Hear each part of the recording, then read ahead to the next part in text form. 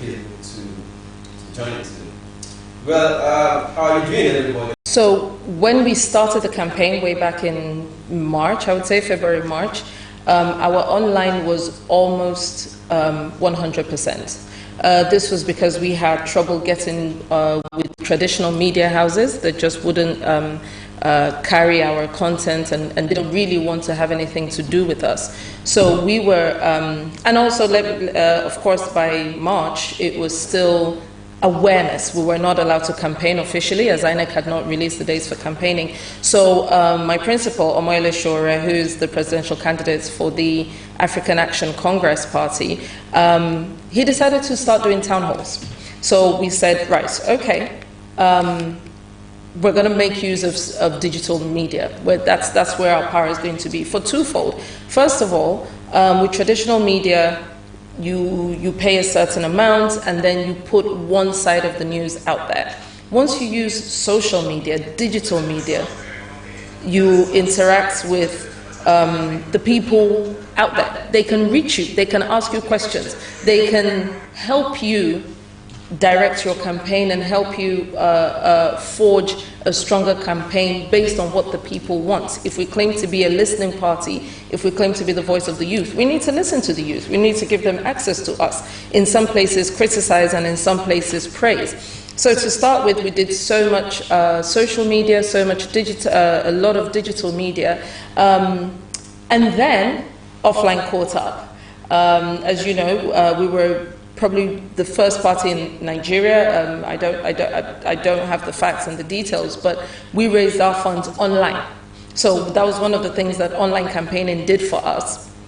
And it was by propagating that, by using Facebook, by using Twitter, by making use of GoFundMe and status updates, that we're actually able to fund offline campaigning. So we started to do things like hitting the markets and hitting religious houses and things like that. So now, 9 months, 10 months down the line, I would say we are 50-50. We are doing as much offline as we are online. But certainly, online has been instrumental to this.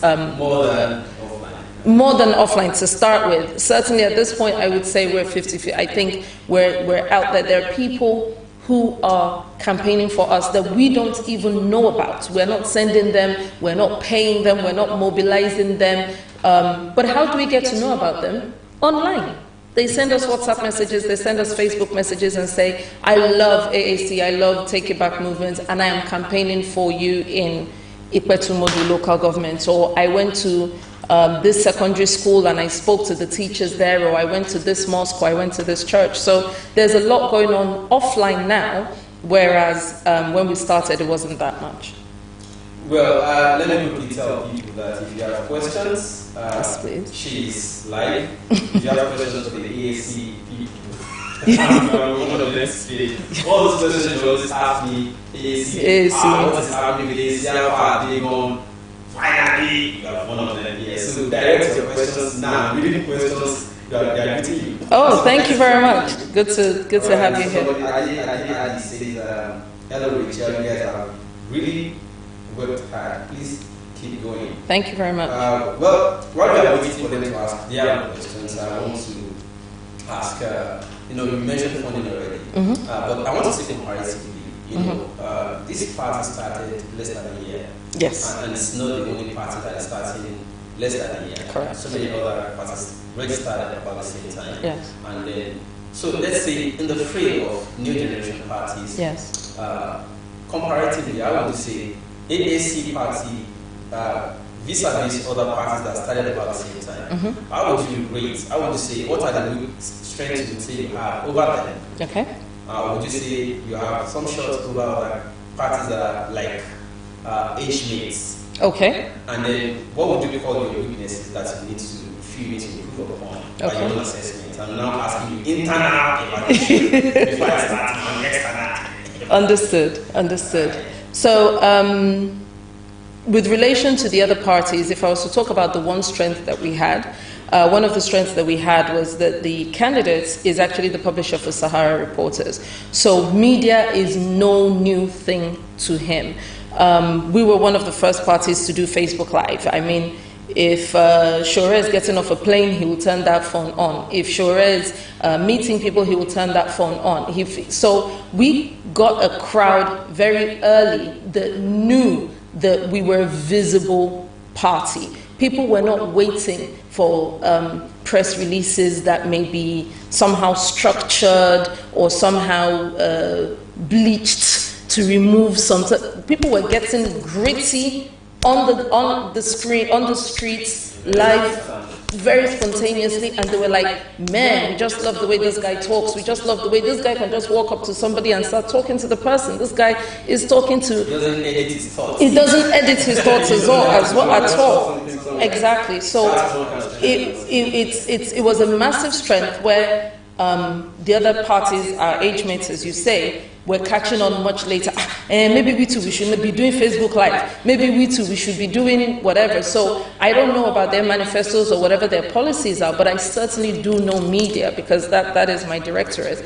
And I know that they struggle to get the kind of coverage that we do just because our principal started much earlier in the game. He's used to turning that Facebook on. He's used to being out there. He's used to talking to criticism. He's used to people not liking him, and he knows how to handle that. So the stuff they were learning from us, we had been doing since March, in terms of awareness. In terms of weakness, I would say politics doesn't cost a lot of money, but politics does cost money. So I think we have been very transparent as to how we raise our funds and how we go about getting the funds.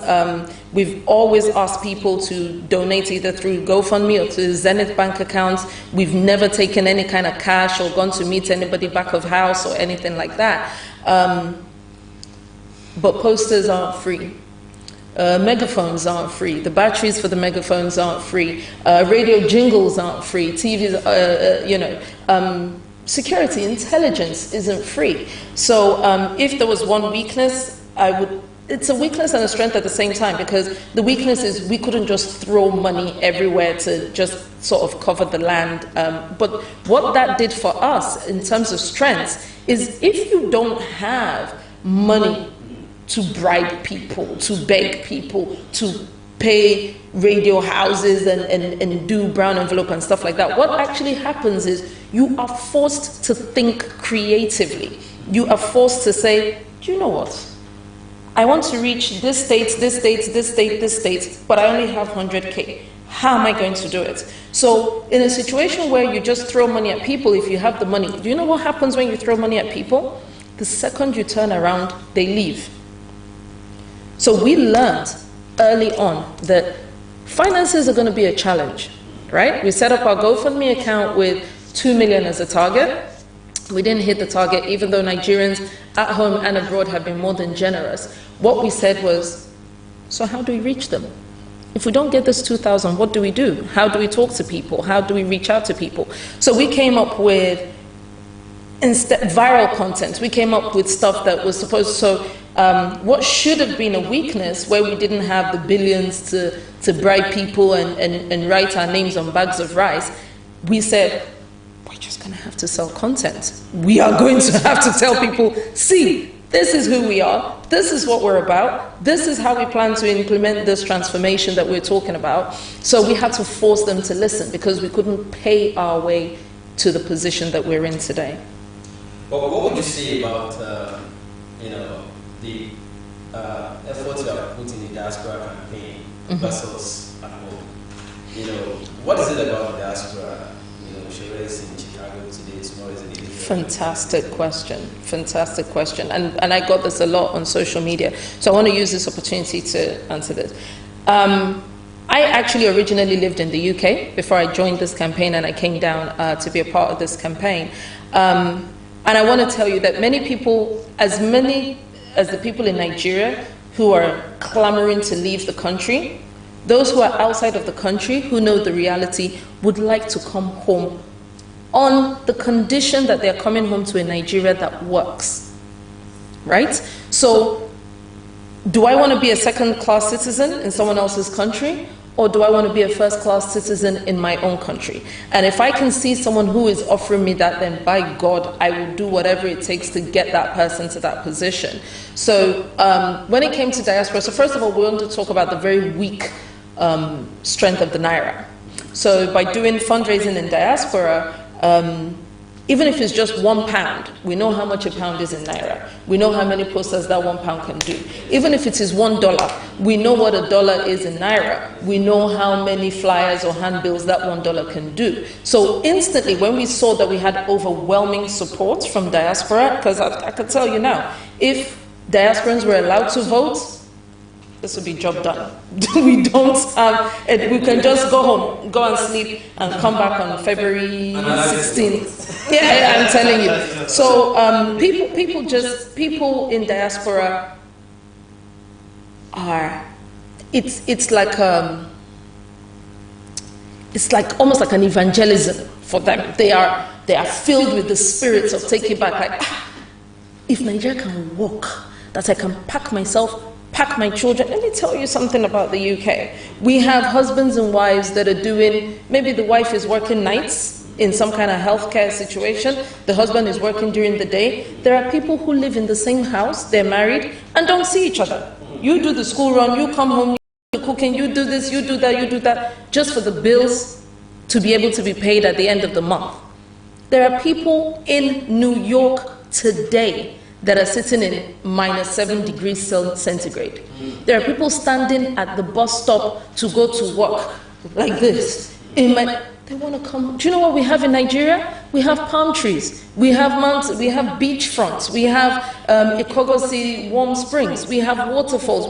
People want to come home, but they only want to come home to a country that works. That's what it is about diaspora. That is why diasporans have been so instrumental to this campaign, and why we couldn't do without them. To all of you who are watching us from Canada, from America, from the UK, from Germany, we have people sending us messages from Russia saying, please don't give up, please don't give up, please, I only have 50, I forget the currency now, it'll come back to me, but I'm going to put it in the GoFundMe. Please do what you can, please save this country. So thank you all for everything that you've done for Nigeria. And that's going to lead to, the rate at which you get a positive feedback from diaspora versus the response we're getting from the Nigerians. Fantastic. In terms of the zeal, the willingness, the enthusiasm. They want people are bored already. Sometimes I don't know what magic you guys do. You have captivated everybody. Yes. But Nigerians are not exactly in the same. They are not in the same spirit as those other people. Yeah, absolutely. Two questions there. What accounts for that? The disparity. Are people in Nigeria Nigerians, or are those that are more Nigerian than them? Secondly, what do you think you can do to bridge the gap? Yes, to bring Nigerians residents in Nigeria up to the same level in spirit with those abroad? Fantastic question. I really like that question, actually.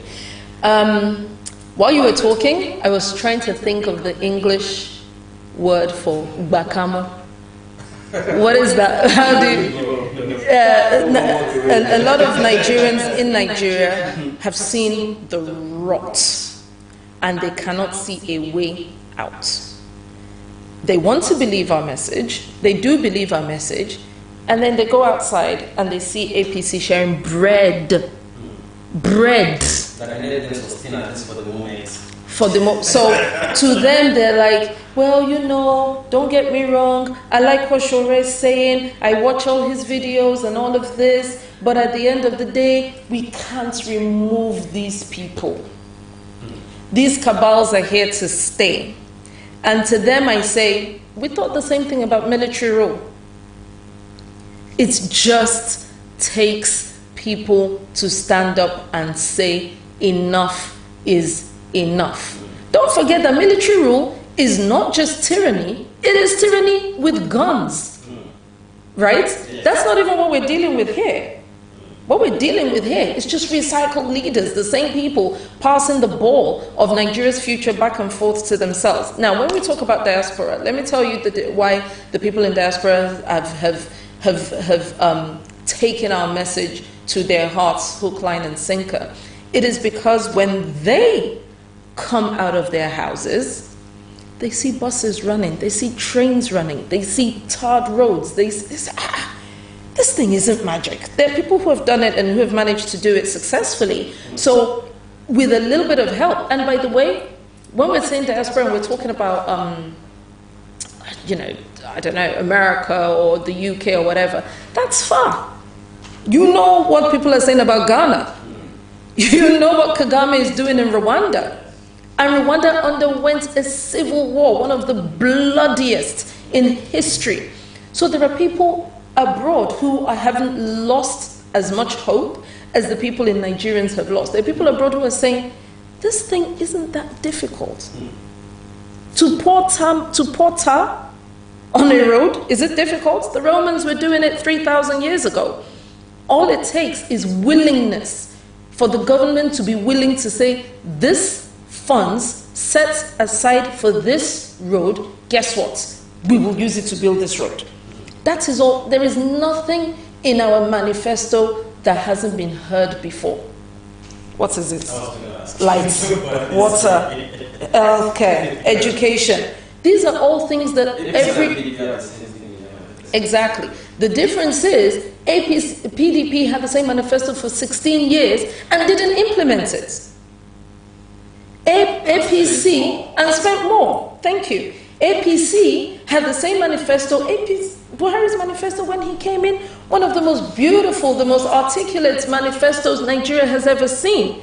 And Buhari just increased minimum wage by, what is it? 9,000 naira. On the eve of stepping out in the hope that it'll do something. He launched an airline that was in actuality just a logo. So there is nothing that can't be done.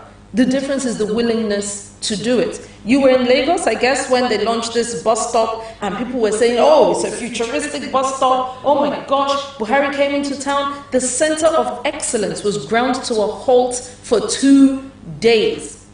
There were people who traveled in, who were at Ikeja Airport and carried their suitcases on their head to get home because there was no public transport, there was nothing, and there was no information that this disruption would happen. So the people weren't told. And so you tell me, Olo, how many buses have you taken from this bus stop? How many buses have you seen leaving the bus stop that, oh, that's the terminus, this is the most widely used bus stop in Nigeria? Well, where is it? Yeah, exactly. So the day that maybe Buhari will launch, what you call it when you cut the ribbon? Yeah, for a futuristic bike shed that no bike will ever step foot in. The problem is not the policies. The problem has been and always will be, as long as you vote APC, PDP, the willingness to actually do the work. That is the problem.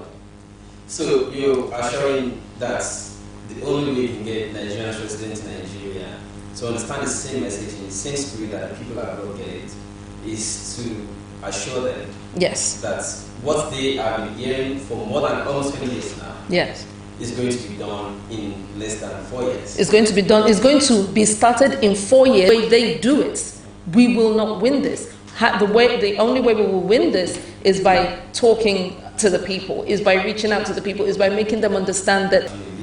I was going to ask now, how about the idea of, since you want to use the techie method to reach out to people, have you considered using text messages like 100%, 100%, and there are people who have already started receiving our text messages.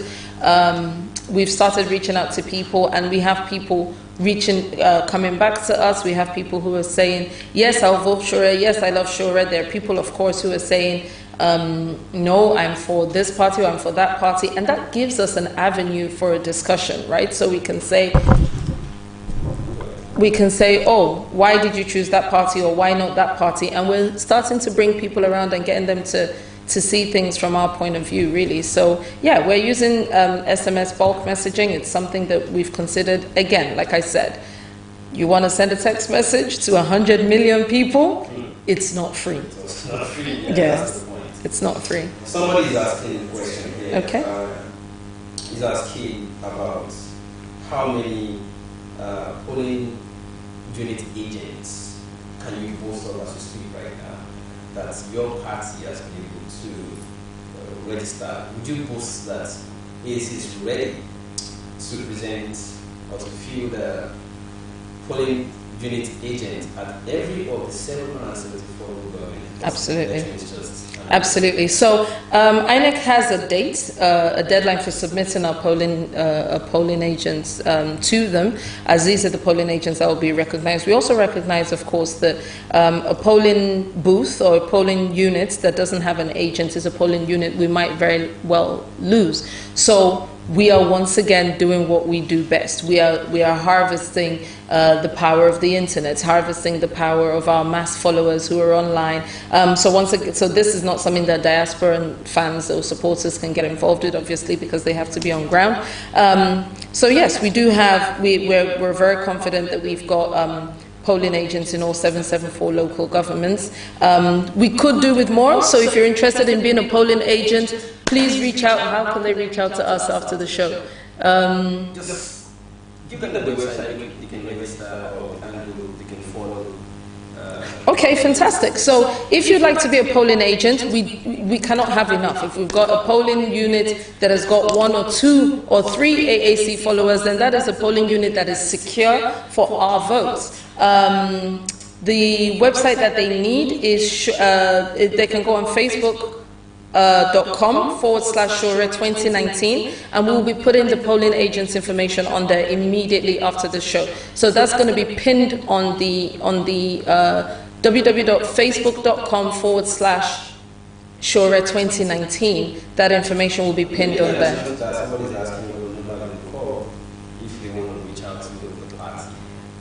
Right, okay. I don't have the number offhand, so maybe we can pin the number to this Facebook Live after we finish. Is that possible to pin something after?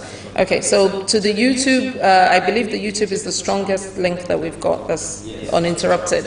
So yeah, if it's possible to pin something onto the YouTube page, I'll get you I'll get you numbers actually. So in case one is busy, there's another number, and I'll get you a direct link so you can actually register to be a polling agent directly. You don't even have to talk to anybody.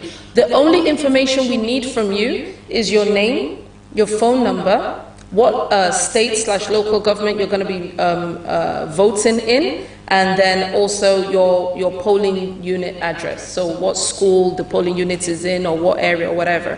And we'll get that information from you, and we'll reach out to you.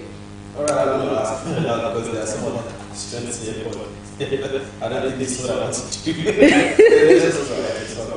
Okay. Elections just the elections are just around the corner, yeah. And then, how do you say? How do you take a chance? We're confident. The election is tomorrow morning. We're confident. Tomorrow morning, tomorrow afternoon, February 16th, we're confident. Look, Nigerians are tired. What Nigerians didn't have before now was an alternative. They thought, what is it going to be? If it is not APC, it will be PDP. If it's not PDP, it will be APC. Meanwhile, what is APC and what is PDP? They're two sides of the same bad coin. The people who are in APC today were in PDP yesterday. So they wanted an alternative, and now we've presented them with an alternative. I'm very confident that this February 17th, the morning after the elections, will bring the transformation that Nigerians have been waiting for. Well, let me ask on the last note. Okay. You know, each time Oma initially results to the markets, on the streets, trying to do this rally, what you call caravan. Yes, campaign caravans. So the crowd will see. Are you intimidated when you see those parties of Harry and stadium and all of that? Does it make you feel like? No, I think I'm not intimidated. I'm just saddened that there are people willing to use poverty as a tool for oppression. It was deliberately created by them. Absolutely. So I'm just saddened that you get what you create. You created poverty. You said to people, give us a bag of rice, give us a bag of rice, give us this, give us that, so that people are hungry.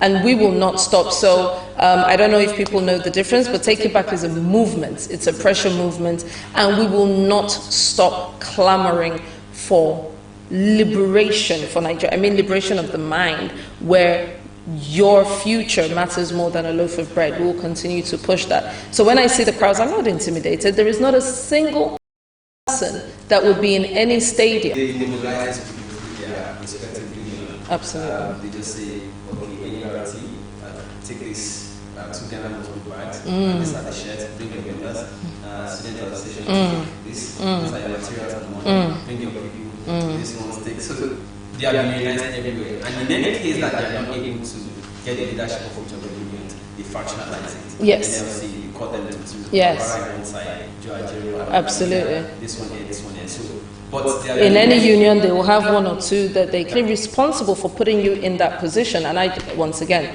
the word sad just comes to mind.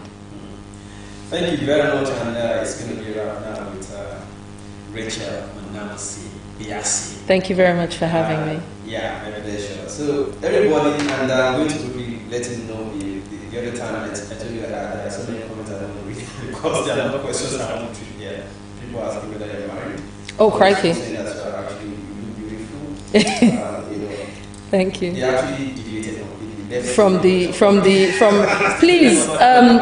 Please vote AAC on February 16th. If you want to see the beautiful girl for one time, please vote AAC. To do that. Yes, please. Alright, so thank you so much everybody for watching. If you are new on this channel, please click the subscribe button. Also click the notification bell so that you don't get regular last time. Come on.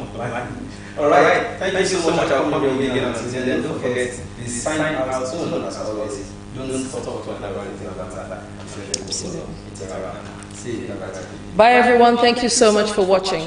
February 16th, please vote AAC. Thank you. We've stopped? Fantastic. Oh look.